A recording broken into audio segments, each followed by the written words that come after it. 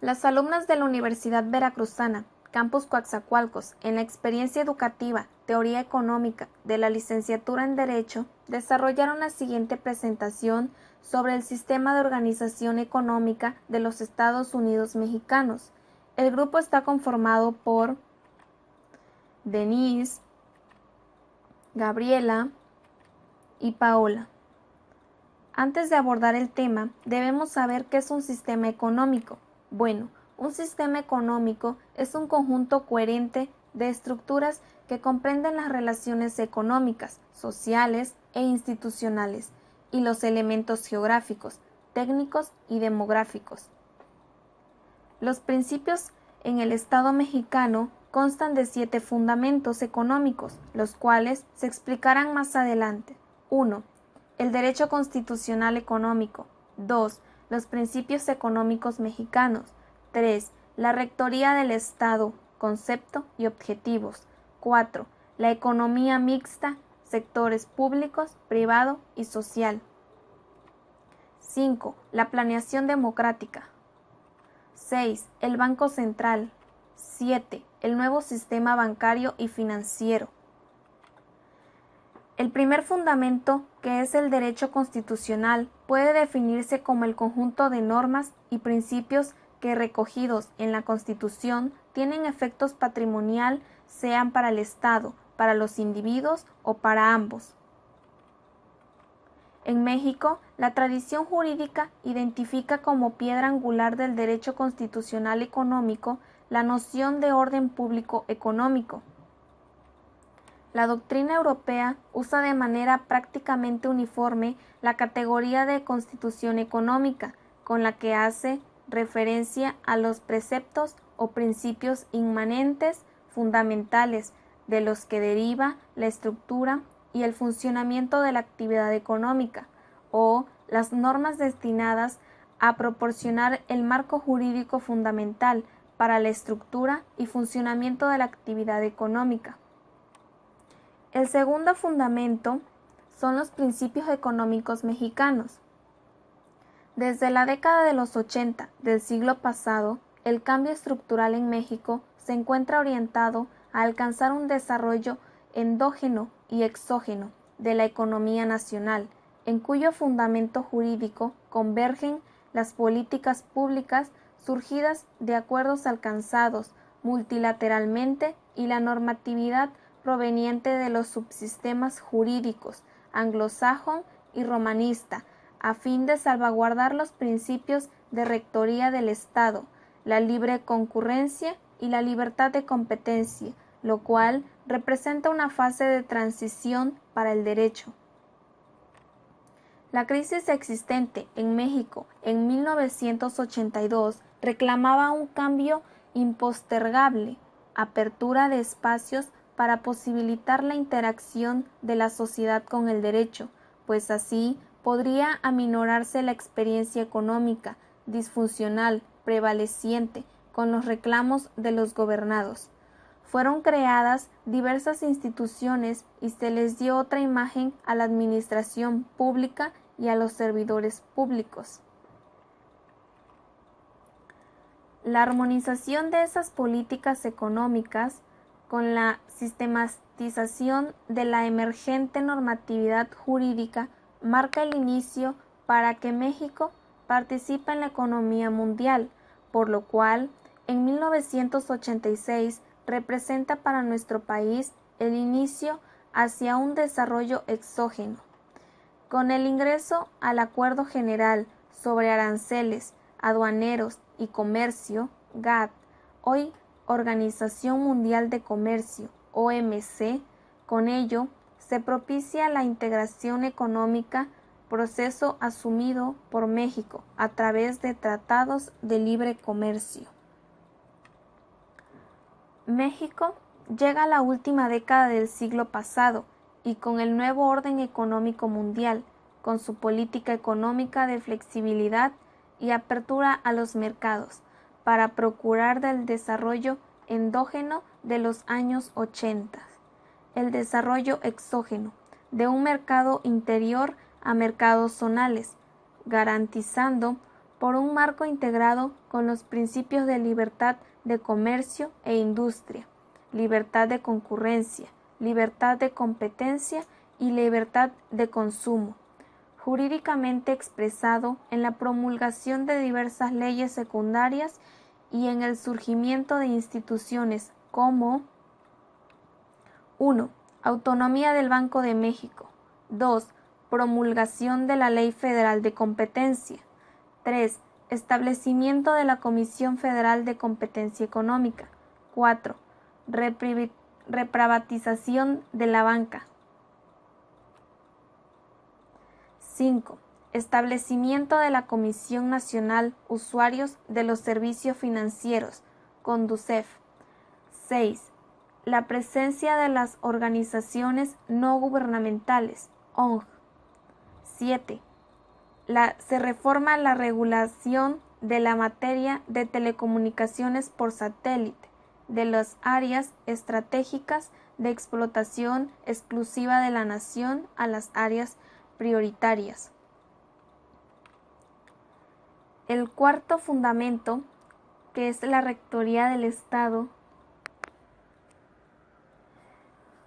es regulado al principio de la Rectoría del Estado en el artículo 25 constitucional, puntualizándole de la manera siguiente: corresponde al Estado la Rectoría del Desarrollo Nacional para garantizar que éste sea integral, que fortalezca la soberanía de la nación y su régimen democrático, y que mediante el fomento del crecimiento económico y el empleo y una más justa distribución del ingreso y la riqueza, permita el pleno ejercicio de la libertad y la dignidad de los individuos, grupos y clases sociales, cuya seguridad protege esta Constitución.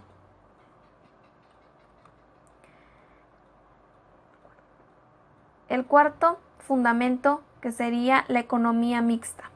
A partir de 1983, debido a las reformas constitucionales, se pretende fortalecer la responsabilidad del Estado mexicano para regir y promover el desarrollo nacional, reafirmar y precisar la coexistencia armónica y corresponsable de los sectores público, privado, nacional o extranjero y social en nuestro sistema económico, ratificar las libertades económicas sujetas al interés social y establecer a nivel constitucional un sistema de planeación democrática para el desarrollo. La economía mixta es el sistema económico de mercado que tiene un fuerte componente de intervención estatal.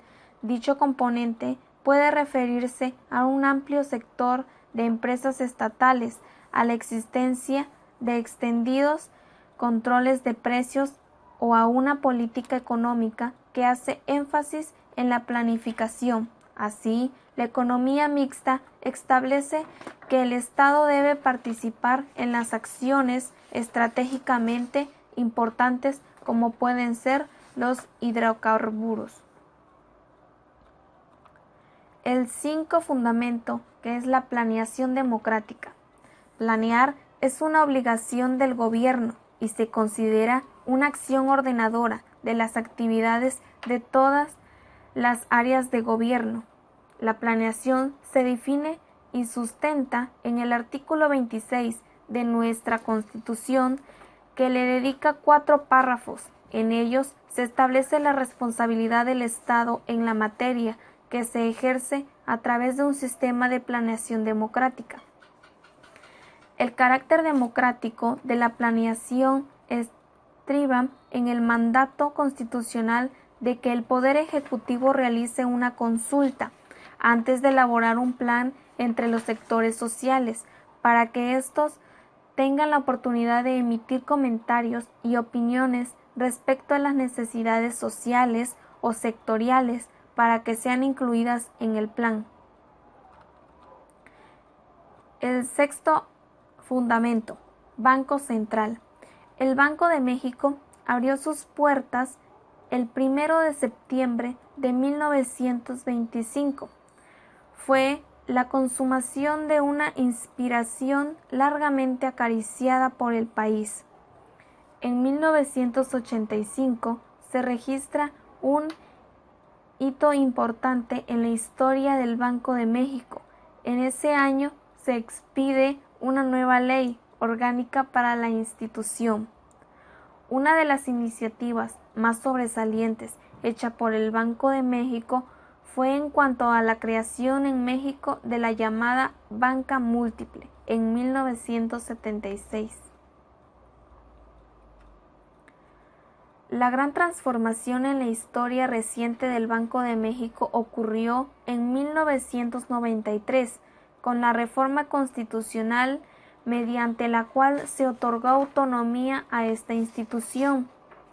En el artículo 28 constitucional ha quedado señalado que ninguna autoridad podrá ordenar al banco conceder financiamiento. La relevancia de esta medida tiene su origen en la especial relación que existe entre el crédito del Banco Central y los movimientos del nivel general de precios.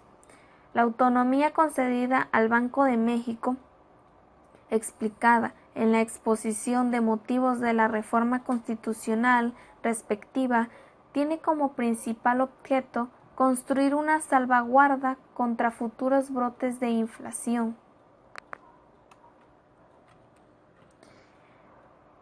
El séptimo fundamento, que es el nuevo sistema bancario y financiero. En 1988, la liberación financiera del sistema bancario mexicano inició con el levantamiento de las restricciones en tasas de interés para endeudamiento y créditos. Esto originó un periodo de crecimiento explosivo de las operaciones de créditos individuales y comerciales. En 1990, el Congreso mexicano promulgó la legislación, la Ley para regular las agrupaciones financieras, que modificó el marco legal y regulatorio que gobernaba al sistema bancario y financiero, permitiendo la existencia de grupos financieros. Esta ley fue inicio del progreso de regulación y supervisión de los grupos bancarios en México. El 26 de marzo de 1998 se presentó una nueva legislación al Congreso que fortalecería la autonomía del Banco de México y permitiría mayor autonomía a la CNBV, así como facultades para la supervisión bancaria. La nueva legislación claramente organiza las facultades de autoridad entre la CNBV, el Banco de México y la CHCP. Las atribuciones específicas que serían transferidas de la CHCP a la CNBV son la facultad para autorizar entidades financieras en México y la facultad para emitir regulación prudencial adicional, como lo es el índice de capitalización. En conclusión, podemos decir que la idea de un sistema económico lleva consigo la connotación articulada de partes, principios, reglas, procedimientos e instituciones, armonizadas funcionalmente para la consecución de fines colectivos determinados. Durante esa articulación de partes, cada sociedad trata de resolver el problema fundamental económico que es la satisfacción de las necesidades básicas. Cada sistema económico se caracteriza por su ordenamiento jurídico, que especifica el régimen de propiedad y las condiciones de contratación entre particulares. Es el Estado el que elabora e impone ese ordenamiento jurídico y se reserva para ciertos ámbitos y formas de actuación. El sistema económico sirve, por tanto, para determinar qué agentes y en qué condiciones podrán adoptar decisiones económicas. Es de extrema importancia que todas las ramas de las ciencias aporten conocimientos para la construcción de este sistema. Es sin dudas y de gran complejidad e interés para el ser humano. No se limita exclusivamente a cuestiones económicas o comerciales, sino que en muchos sentidos traspasa esas fronteras para también incluir conceptos sociales, políticos y culturales. Existen clases de sistema económicos. El capitalismo es una organización económica caracterizada por la propiedad privada de los medios de producción y distribución y por la búsqueda de ganancia bajo condiciones competitivas. Es una economía capitalista o de mercado. Las preguntas ¿qué?, ¿cómo? Y ¿para quién? Se resuelven en libre juego de las fuerzas competitivas de la oferta y la demanda. El socialismo, dentro de la teoría marxista, es la etapa transitoria entre el capitalismo y el comunismo. Corresponden a la dictadura del proletariado, en la cual el Estado controla los medios de producción y los obreros controlan el Estado. El producto se distribuye de acuerdo con la fórmula de cada cual según su capacidad y cada cual según su trabajo. El comunismo, en la teoría de Carlos Marx, es la meta final del desarrollo. Debe estar caracterizado por una sociedad sin clases, en la cual todo individuo vive de su trabajo y no de sus propiedades. La desaparición del Estado, la desaparición del problema salarial. Los ciudadanos viven de acuerdo con el lema, cada cual según sus capacidades y cada quien según sus necesidades. Ningún Estado ha llegado a este nivel. Los países llamados comunistas se encuentran en el estado del socialismo antes definido. Y por último, la economía mixta, entre los extremos representados por la economía de mercado y la economía dirigida. Esta es la economía mixta. En ella, las tres preguntas básicas se resuelven en parte por el mercado libre y en parte por una autoridad central gubernamental. Se puede decir que el modelo económico formal actual de la Constitución mexicana corresponde al programático de economía mixta. No obstante lo anterior, es perceptible que algunas de las disposiciones del sistema normativo secundario, así como el comportamiento del mercado, contradicen la Constitución. Nuestro país ha adoptado una forma de economía mixta, cuya intención es que coexistan de manera lo más armónicamente posible, mediante una planificación de la economía, que no es lo mismo que una economía planificada.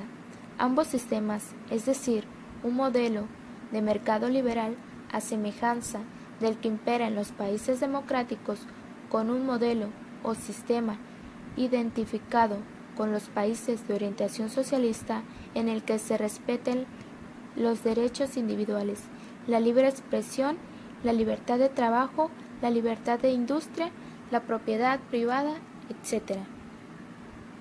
Vale mucho la pena aclarar, de lo dicho en el párrafo que antecede, que no hay una incidencia directa entre liberalismo y democracia, es decir, que aquel sea un modelo exclusivo de los países democráticos y que ni en el totalitarismo o economía de Estado o en mercado centralista o de planeación sea el que impere en los países de orientación socialista. Como ejemplo de ello tendremos a China. Lo que es una realidad en el país es que nuestra Constitución regula un sistema mixto de mercado, donde conviven normas de derecho público, de derecho privado y de derecho social, en donde el aspecto social tiene un peso muy importante en cuanto al que el derecho económico tiene límites de derechos humanos de las personas, los derechos laborales, los derechos del consumidor, la libre empresa, etc. Pero también es real que existe una deficiencia en su adecuada tutela, su injusticiabilidad, así como una ausencia de acciones colectivas, por lo que ante su carencia se evidencia el verdadero sistema económico de nuestro país, un libre mercado que utiliza el andamiaje legislativo para contradecir a la Constitución, o bien para modificarla respondiendo no a intereses de Estado, sino de los particulares con poder económico.